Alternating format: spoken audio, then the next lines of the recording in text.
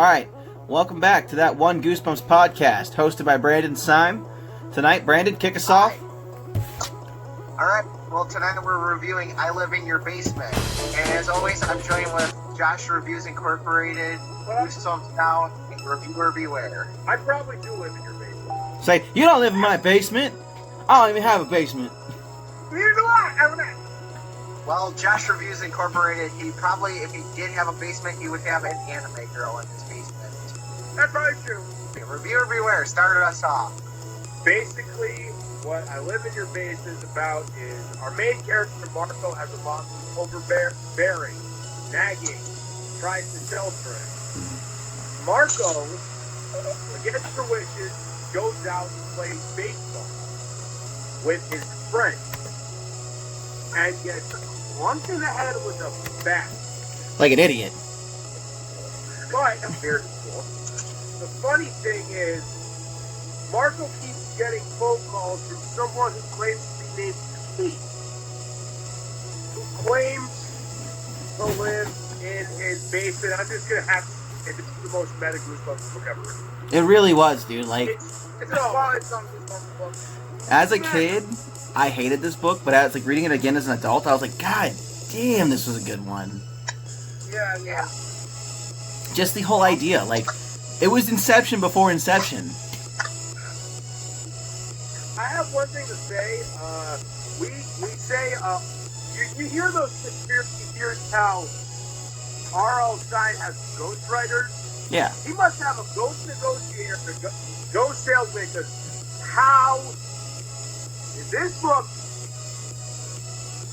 get published by Scholastic? That's a good question. Now, first off, I'm just going to make it clear. There is unreliable narrator trope that is not used as commonly as it should by horror, by the way. It's not like a Doctor on Shock Street unreliable narrator gambit, because there's not a... Because the twist makes it feel like the story doesn't really end. Yeah. No, Marco's in more trouble than he really is. That Keith's the actual main character. Yeah.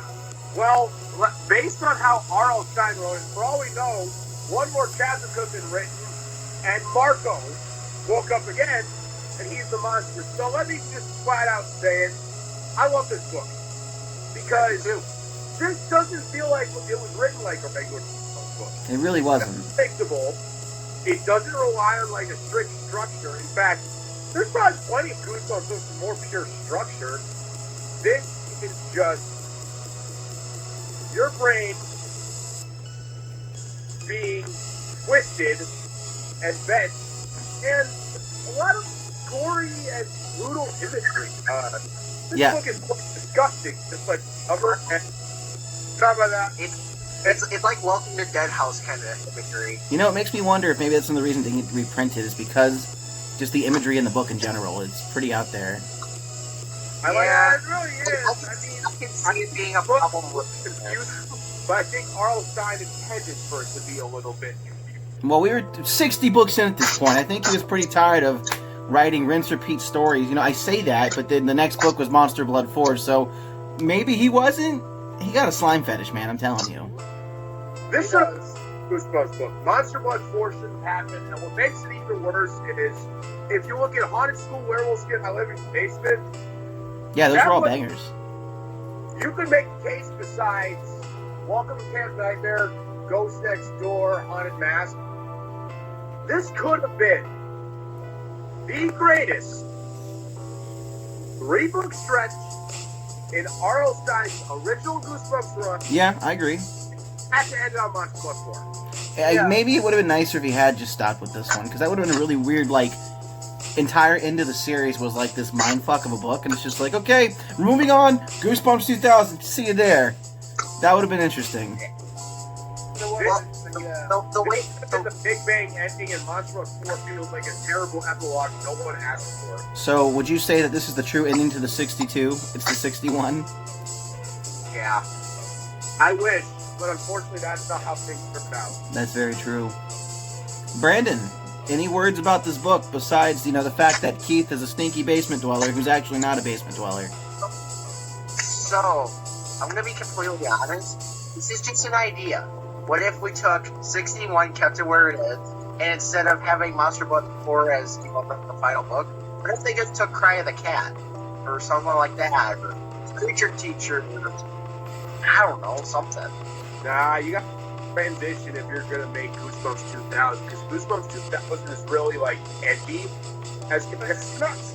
Listen, it's not a lot scarier than the original series was. Well, that's because he didn't write a lot of the 2000s books. He definitely had Ghost Riders then. If he wasn't using them by the end of this, he was using them in 2000s. Because some of the tones are so off, it's like it doesn't even feel like Stein in some of those books. This being one of them. Except for Return to Horrorland. That's still good. That one's a classic cut Stein, yeah. But yeah, I mean, honestly, the book was just... It was a roller coaster. I actually didn't remember the plot, so it was interesting to reread it and just be like, wow, Josh, Reviews Inks, why don't you tell us a few things you think about it? I always forget we have two Joshes. Sorry about that. It's okay. Okay. For me personally, I remember, like you said, I remember reading it as a kid, and I didn't like it. Yeah. Because I didn't watch Twilight Zone as a kid. So after I watched Twilight Zone, I actually went back and reread this like 3 times. After watching Twilight Zone, I'm like, this is like a Twilight Zone book, but like a Goosebumps in the Goosebumps series. Yeah, I see that. It acts something like Twilight Zone because there is no real structure to Twilight Zone episode. What just happened? You were loud, now you're quiet. God damn it. Okay. Is it better? It's fine now, I fixed it. I had dropped the audio a bit because you got loud and all of a sudden it got quiet. I'm like, podcasting. Alright, so, if they had made this... Go ahead. I thought that Keith, was the actual, or the hero, or the main character at the very beginning of the book. Like, and Marco's actually the monster at the end. If they had made this into an episode, do you think they could have done it, especially back in the 90s? I think it would have been a good episode. It would have been a good episode, but it also probably would have been a lot of haters for it. I think it would have been hard to pull off. I don't know. I hate to play devil's advocate. I don't think this is the type of book that, based on how the Goosebumps show was, let's be real. Yeah. It's corny, and it's got the cheesy, like, hammy special effects. I was gonna say, it's like, based on the tone of the show, they couldn't have made a good episode. I feel like, just personally my opinion, but if they're gonna make it an episode in the new series. It'd be perfect. Yes. Well, I mean, the budget for video effects has come such a long way. Oh, wow, I vanished off screen. I'm dumb. There we go. Yeah. The budget has come such a long way, I definitely can see that. This would be like a Black Mirror. Yeah, I could see that.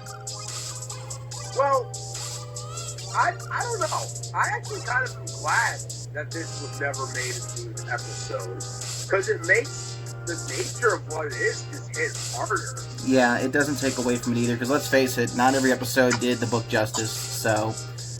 I mean, as a kid, when I got this book, I primarily got it because of the monster on the front, Keith. I was like, ooh, is this another Blob story? Because I got the Blob that everyone, I was like, oh, that looked creepy AF, and I thought this thing like lived in your dryer and shit, you know?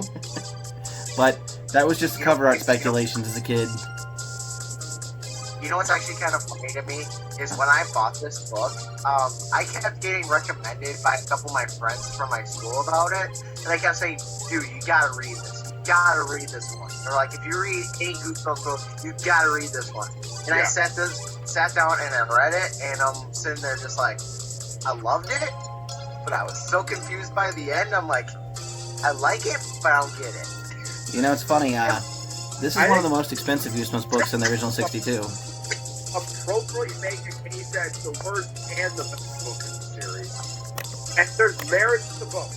Yeah, you're right. Yeah. Masaki, okay? You look like you're upset with that answer. Yeah, I'm fine. Ow. You look like you were bothered by that. Do you think it fits the case being the worst and best book in the series? I agree I agree with Josh. It does fit the things that work in the best book. It has some great moments, but it lacks other areas such as narration and overall confusion you have while you're reading the book and towards the very end. Well, that's what I'm saying. Those could also be straight.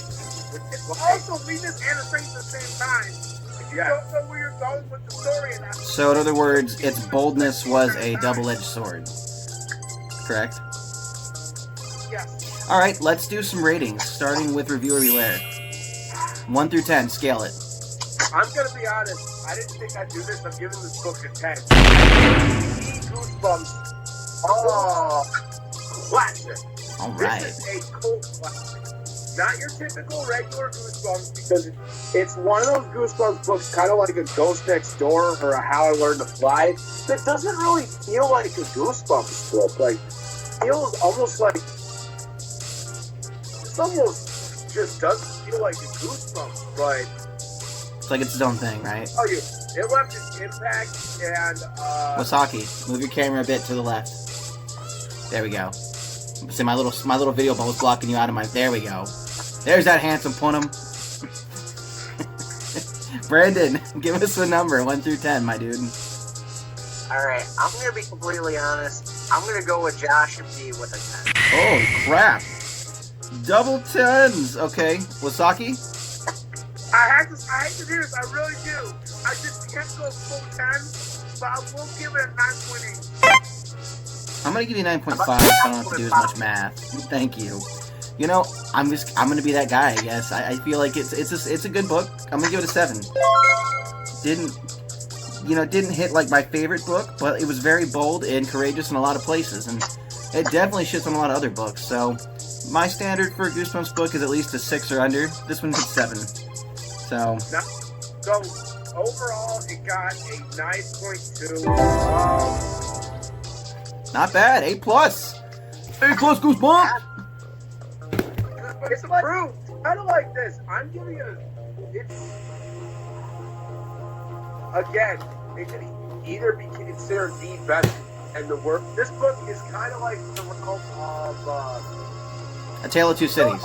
It's like we've all been talking about the show Legend of Korra. This is like a Legend of Korra level of divisiveness.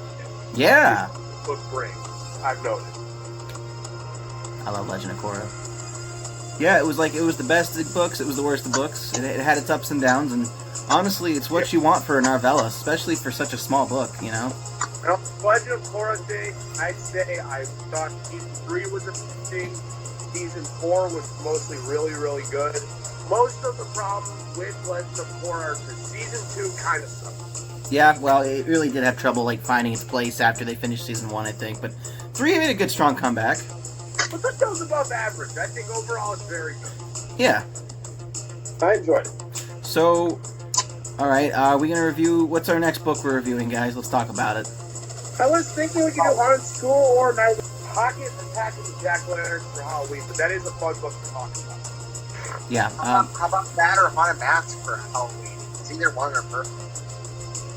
if we're gonna do the Haunted Mask, though, I feel like we should do 1 and 2. Well, Yeah. it's still like we have like a full-on book. What do you want to review, Reviewer Beware? I feel like you haven't picked one in a while. Why don't you pick one? See, I'm trying to think. 'Cause I don't want to. I have to think of a book that. See, I don't want to do like a chicken because nobody likes it. But that'll be such a fun shit fest of like, why? This is just an idea. How about Curse of Camp Gold Lake? Let's do a book that's more like a divisive one, like Try to Kill a Monster. We already did How about Beast from the East? It's the beast from the east. Calling all crepes. Calling all French pancakes. I have an interesting idea for a book. Alright. This is a Goosebumps book that I think in concept and change really would have been made great if it honed in more of what the episode does. We're going to the mud, boys. I think we're doing You Can't Scare Me. Ooh, I like that. Let's do it. We're doing You Can't Scare Me. That is very divisive. We got a lot to talk about with that one. Okay. Yes, alright. So next episode we will cover You Can't Scare Me. Do we have any... Vampires, let's save for October. I like You that. can't scare me. And I think there's a reason why I want to do that one, because I wanted to like the book. Same. I just couldn't bring stuff to. I know, the Mud Monsters are such a cool concept, too. The episode's really good. Yeah. I liked the episode a lot. All right. Do we have any closing statements, starting with Reviewer Beware? Just stay tuned. I'm going to be finishing my AC2 series playthrough, and I'll be starting Black Flag tomorrow. Also be reviewing some anime tomorrow night. Check that out. And I'm currently watching this for season 5, so yeah. Okay. Brandon? Bioshock. Hopefully sometime Smash Bros. Tournament, because Goosebumps now gave me that idea. Yeah. And then Bioshock 2 should be out on Halloween Day. Okay. Reviewer Beware, do you have any final closing statements or updates for your channel? After the last Airbender Legend of Korra, I'm now restructuring Goosebumps. My videos, I think you're going to find the tweaks a huge improvement. All right. About to get a capture card, probably going to attempt to fire the dragon. And because this game is pretty much spiking my blood pressure, Kingdom Hearts might be something I might tap into. Kingdom Hearts. Good music. And the world in Kingdom Hearts 1 is wonderful. Yeah. All right. As always, look forward to more many projects, horror themed and not on my channel. I got a lot of stuff coming up. If you like Pokemon, go watch my Let's Play through Yellow version. See if we can complete that Pokédex. With that being said, this has been That Once Goosebumps podcast. Keep it spooky, folks.